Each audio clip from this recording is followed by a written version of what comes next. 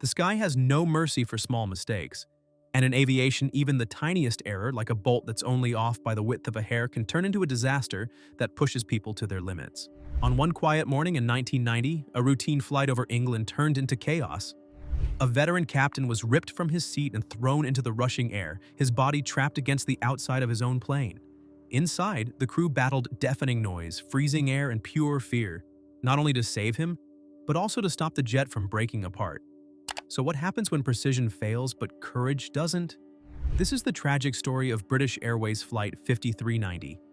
The date was June 10th, 1990, a Sunday morning in Birmingham, England. The skies over Britain were calm, the kind pilots call good flying weather. The destination was Malaga, Spain, a short hop south that carried the promise of sun for 81 passengers departing Birmingham that morning. For them, this was nothing more than a summer getaway.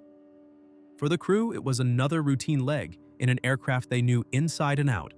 At 8:20 local time, British Airways Flight 5390, a BAC 111, taxied smoothly to Birmingham's runway. The engines of the BAC 111, a twin-engine jet with a reputation for reliability, thundered to full power. Families pressed against the windows, watching the ground fall away as the aircraft climbed through the morning light. On the ground, this flight looked ordinary in every respect. Families buckled in, business travelers scanning newspapers, the low chatter of voices filling the cabin.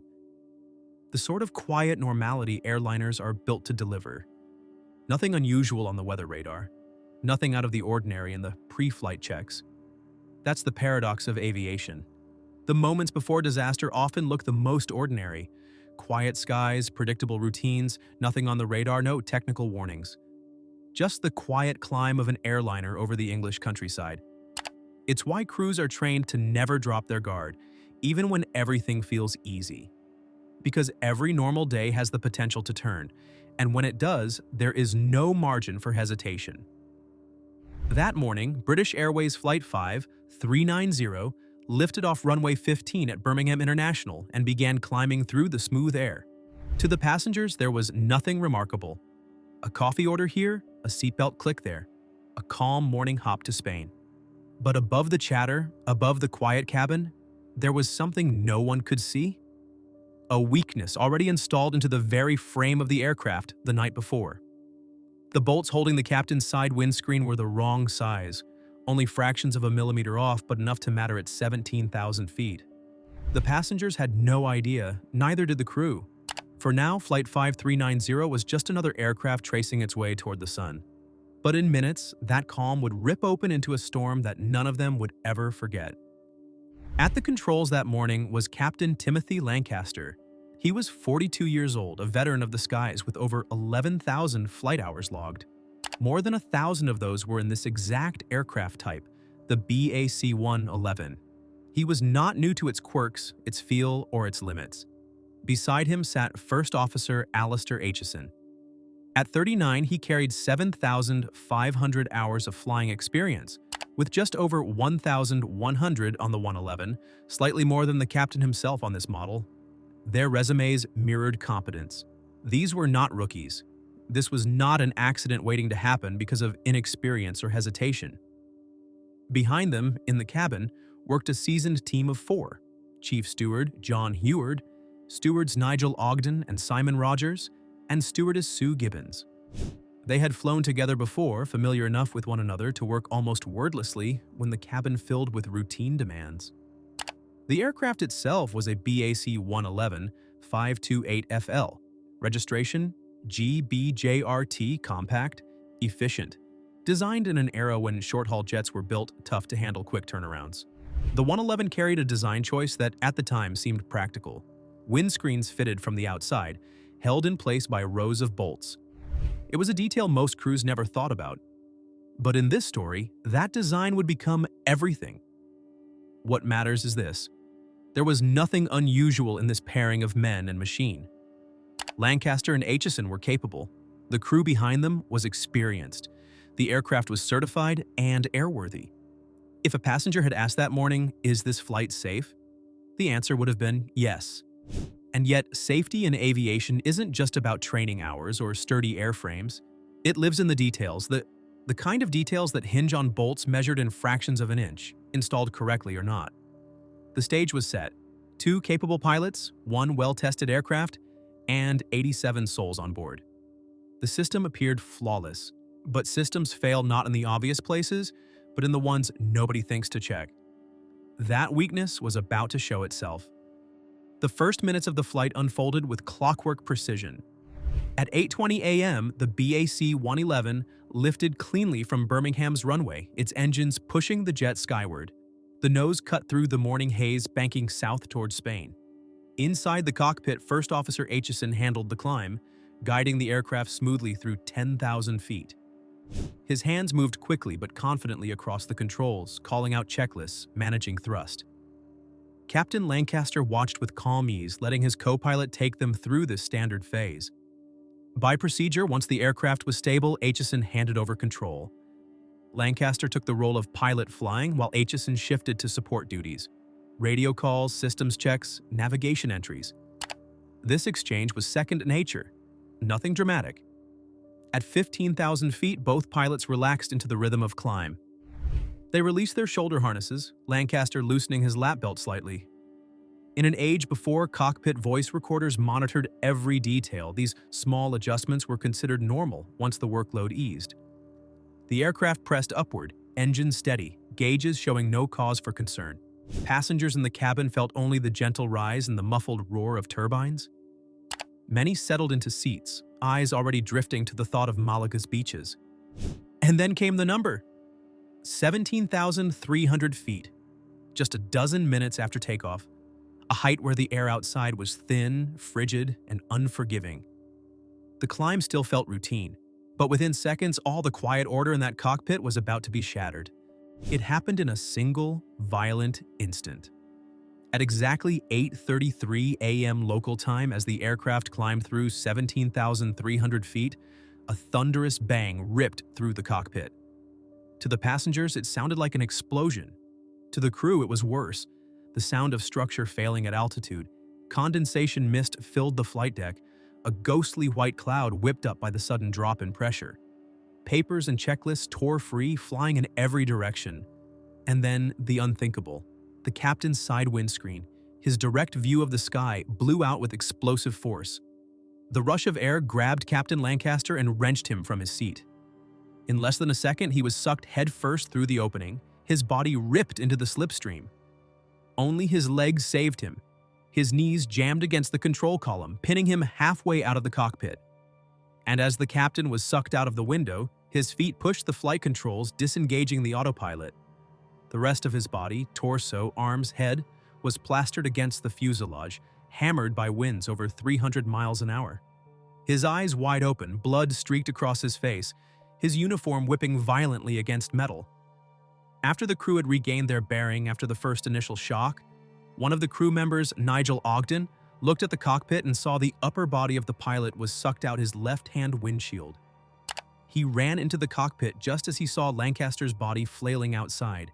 He lunged forward, grabbing the captain's belt in desperation, holding on against the tearing wind. Inside the flight deck, the battle for control and survival had only begun. First Officer Aitchison grabbed the controls, fighting against the sudden descent. The sound was deafening, a roar so constant it drowned every attempt to call air traffic control.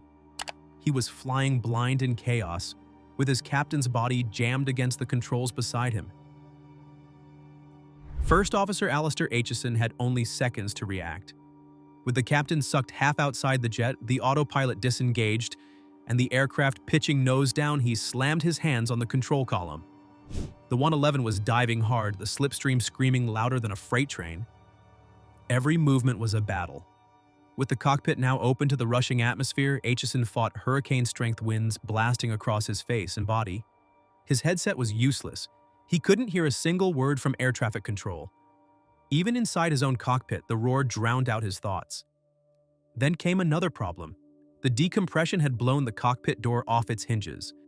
It slammed down onto the central throttle levers, forcing them forward and locking them in place. The aircraft accelerated into its descent fast enough to risk structural failure. Aitchison gritted his teeth and hauled the yoke, trying to stabilize the jet. He had no time for checklists, no backup from his captain, no charts to reference. They'd all been ripped out and scattered into the slipstream. Flying had been reduced to instinct, training, and pure control. The technical challenge was staggering. An aircraft at 17,000 feet wants to keep descending rapidly in the event of decompression. That's standard procedure. But it's usually done in a controlled way, guided by instruments and teamwork.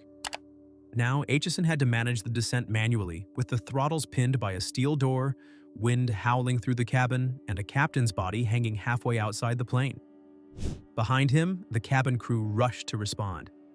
But in those first seconds, Aitchison was truly alone. Gripping the controls, eyes scanning for stability, praying the aircraft would hold together. The fight for survival had only just begun. The first to act was Nigel Ogden, a flight attendant who had entered the cockpit just moments before the windscreen blew.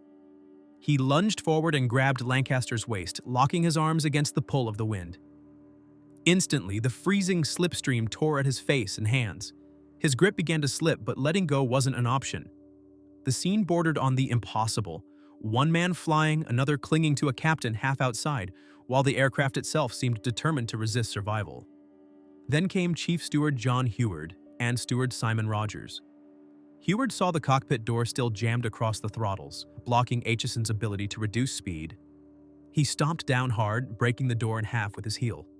The throttles were free again, one small victory in the storm. Together, Heward and Rogers moved to relieve Ogden, who was close to losing consciousness. His arms were seizing with frostbite, his strength draining away. The crew rotated positions, taking turns gripping Lancaster's body, each man knowing that letting go might doom not only the captain, but everyone aboard. And still, Aitchison flew. Alone at the controls, he had no checklists. The decompression had ripped them all away. Radios barely worked, each message scrambled in the roar. Every decision was calculation under fire. Descend fast enough to reach breathable air, but not so fast that the aircraft broke apart. The cockpit had become a test of endurance. The human chain kept Lancaster from being swept into the engines, while Aitchison kept the aircraft from slamming into the countryside. For now, they were holding on. But the storm was not easing, and time was stretching unbearably. Ahead lay the most agonizing part of all, surviving the minutes that felt like hours. Minutes blurred into eternity inside that cockpit. Lancaster's body had been outside the aircraft for less than half a minute, yet for those holding him, it felt endless. The slipstream hammered him against the fuselage, his face streaked with blood, his eyes wide open but unblinking. The crew were convinced he was gone. No man could survive in those conditions. Temperatures well below freezing, oxygen almost non-existent, winds tearing at over 300 miles an hour. To them, he looked lifeless, limbs slack except where the wind pinned them. And yet, they never let go. It wasn't sentimentality, it was calculation. First Officer Aitchison made the call. If Lancaster's body slipped free, it could slam into the wing, the tail, or even an engine. At that speed, a strike could cripple the aircraft and doom all 87 souls on board. So they held on. Each man took his turn in the human chain, gripping a belt, a leg, a shoulder, whatever they could reach. Ogden had already been forced back, his arms and face numbed by frostbite, his shoulder wrenched in the struggle. Heward and Rogers took over, their knuckles whitening against the violent pull of air. The seconds ticked by. 10 minutes. 15. The roar never eased, the cold never relented. They had to keep telling themselves there was purpose, even if their captain was dead. The longest 22 minutes of their lives would be measured not by the ticking clock, but by how much strength they had left to hold on. While the cabin crew fought to hold Lancaster, Aitchison faced a battle just as consuming, flying the aircraft alone. Standard decompression drills called for a rapid emergency descent, but standard no longer applied. He had no checklists, no charts, no chance to consult manuals. The wind had torn them all away. The cockpit was bare, except for instruments flickering against the storm. He shoved the nose down, descending fast enough to bring breathable air back into the cabin. But speed was a constant threat. With throttles jammed and then freed, he had to balance descent rate against the risk of overstressing the jet's frame. Communications were almost useless. The roar in his headset drowned ATC, but fragments slipped through. Controllers realized the flight was in distress but didn't yet know why. Finally, amid the chaos, Southampton was chosen as the diversion field, the closest suitable airport with a long enough runway. Southampton wasn't far, but flying there meant threading the descent with precision. Aitchison re-engaged the autopilot just to give his arms relief, but most of the work was still manual. With his captain half out of the cockpit, debris scattered everywhere, and crew clinging desperately behind him, he guided the BAC-111 toward the coast. At 8:55, just 22 minutes after the windshield blew, he lined up with runway 02. No approach charts, no briefing, just raw skill and experience. Against every odd, the aircraft touched down safely, tires chirping on the tarmac. The storm was over. The silence that followed was almost unbearable. The passengers filed off, stunned but unharmed. For them, the ordeal had been terrifying but strangely silent. They had been sealed off from the worst of the cockpit battle. For the crew, the aftermath was written in injuries and shock. Captain Lancaster was alive. Against every expectation, he had survived the ordeal outside the plane. He had been unconscious for most of it, his body frozen and battered, but still breathing. Doctors treated him for frostbite, a fractured arm, wrist and thumb, deep bruising, and severe shock. Astonishingly, he would recover. Nigel Ogden was less fortunate in the short term. His arms and face were frostbitten, his shoulder torn.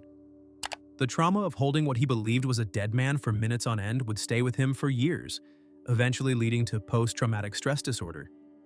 The others bore their own marks: frostbite, exhaustion, shock. Even Aitchison, who had flown the aircraft to safety, admitted later that the deafening roar had left him unable to hear his own thoughts in those critical minutes. The image of Lancaster plastered against the fuselage stayed with them. The unbearable weight, those 22 minutes, had aged everyone on board. Yet all 87 souls had lived. The cost was pain, fear, and trauma. The gain was survival. And that survival now demanded answers. How had one wrong detail set off this chain of catastrophe? In the days that followed, investigators from the Air Accidents Investigation Branch descended on the BAC-111 to find out why a captain had been sucked halfway out of his own cockpit. The cause turned out to be both simple and damning. Just 27 hours before Flight 5390 left Birmingham, the aircraft's left windscreen had been replaced. A night shift maintenance manager, experienced but overconfident, had performed the task himself. Instead of consulting the maintenance manual, he removed the corroded bolts, then walked to a storage bin and matched new ones by sight. To his eye, they looked right, but they weren't. Of the 90 bolts used, 84 were the wrong diameter, narrower by just 0.66 millimeters. The remaining 6 were too short. To the naked eye, it was nearly impossible to see.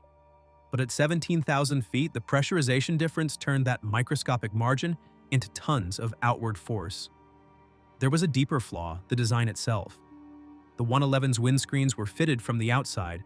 Unlike plug-type windows, which are pressed more tightly into their frame by cabin pressure, these bolts alone held back the force.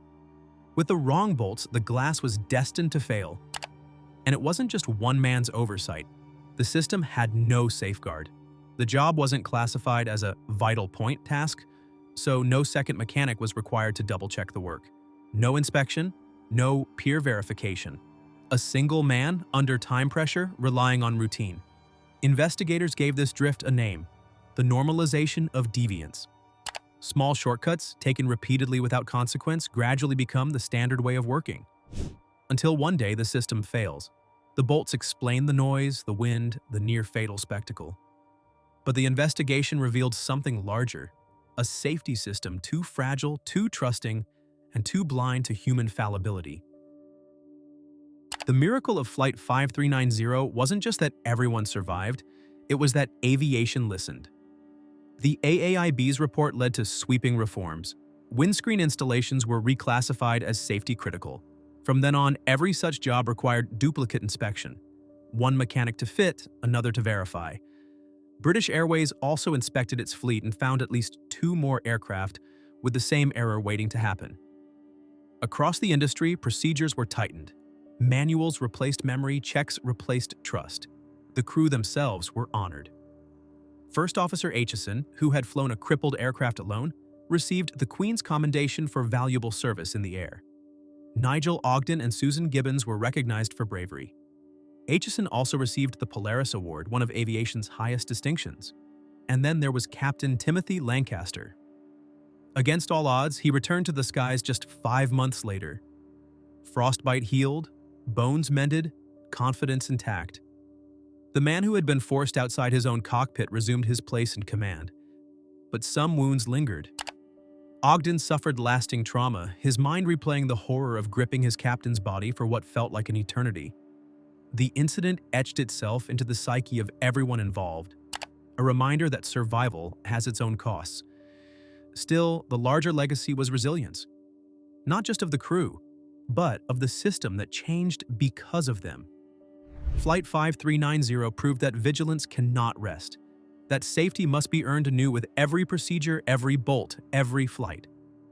It stands today not only as the story of a man pinned against the sky, but as a turning point in how aviation confronts the smallest errors before they grow into catastrophe. British Airways Flight 5390 stands as one of the most astonishing escapes in aviation history, a disaster born from a detail as small as a missized bolt, saved only by the grit of a handful of people who refused to let go. It is a story of endurance, of human judgment under fire, and of how the smallest lapse can test the limits of an entire system. But it's also proof that courage, even in chaos, can hold the line between catastrophe and survival.